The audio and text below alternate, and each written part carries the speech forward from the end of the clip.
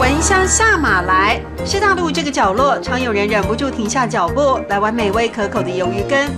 这种街头巷尾都会出现的小吃，让人好奇这里有什么独特口味。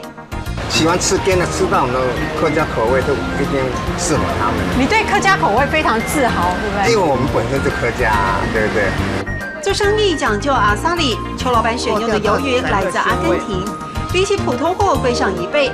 撕去带腥味的薄膜，看起来晶莹剔透，也散发着浓郁香气。就连鱼浆原料调配也相当讲究。我肯定它里面加了很多种东西，可是我不知道。你肯定得出来，肯定出来就几乎没有秘方了。哦，言传自岳父的独家配料，裹了鱼浆的鱿鱼料呈现不一样的灰褐色，弹牙的口感，咬劲十足。那你要推荐你们家的鱿鱼羹啊？你跟观众朋友说，用客家话说啊。按香按好色，按熊按好色，上来口感就好。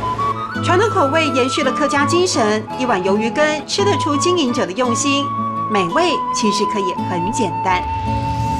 按熊按好色，按熊按好色。